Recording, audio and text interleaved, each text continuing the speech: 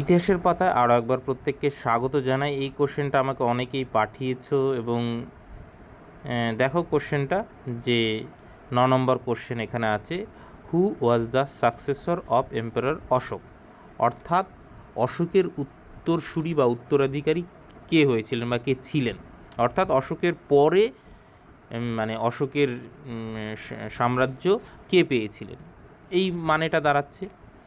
দ্বিতীয়ত দেখো হিন্দি কোশ্চেনটা দেখো, সম্রাট অশোক কিসকে উত্তরাধিকারী থে, অর্থাৎ সম্রাট অশোক কার উত্তরাধিকারী ছিলেন, দুটোর মানে কিন্তু পাল্টে যাচ্ছে, একদম ভিন্ন। অশোকের উত্তরাধিকারী কে ছিল এবং অশোক কার উত্তরাধিকারী ছিল। অতএব এইখানে কিন্তু দুটো অ্যান্সারই ঠিক হচ্ছে, বিন্দুসার দশরথ। মানে ইংলিশ কোশ্চেন অনুযায়ী কিন্তু দশরথ ঠিক হচ্ছে এবং হিন্দি কোশ্চেন অনুযায়ী কিন্তু বিন্দুসার ঠিক হচ্ছে। এইবার যেহেতু কোশ্চেন সেমটাই ভুল হয়েছে, এই দুটোর মধ্যে যদি অ্যান্সার করে থাকো, চ্যালেঞ্জ করলে নিশ্চয়ই তোমরা নাম্বার পাবে।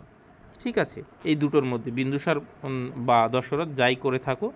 দেখো আমি ইংলিশ কোশ্চেন পড়ে যেহেতু অ্যান্সার দিয়েছি, আমি দশরথ দিয়েছিলাম। এবার হিন্দি কোশ্চেন যেহেতু মানেটা আলাদা হচ্ছে, তো আমি কিন্তু তখন দেখেছিলাম, কিন্তু যে কোনো একটা তো দিতেই হতো। কিন্তু পরীক্ষায় সাধারণত লেখা থাকে যে মানে ইংলিশ কোশ্চেনটাই, মানে কোনো কোশ্চেনের যদি নিয়ে বিতর্ক সৃষ্টি হয়, তাহলে ইংলিশ কোশ্চেনটা যেই মানেটা বোঝাচ্ছে সেটাই ফাইনাল অ্যান্সার হিসাবে ধরা হয় সাধারণত।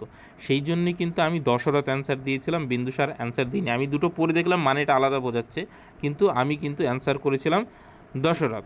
কিন্তু যেহেতু হিন্দি কোশ্চেন অনুযায়ী এটা নিয়েছে, সেহেতু এইখানে আমার এটা ভুল হয়েছে। কিন্তু আমি একদম নিশ্চিত যে এটা চ্যালেঞ্জ করলে অবশ্যই 1 মার্ক পাওয়া যাবে। ঠিক আছে, বোঝা গেল? সকলকে অসংখ্য ধন্যবাদ।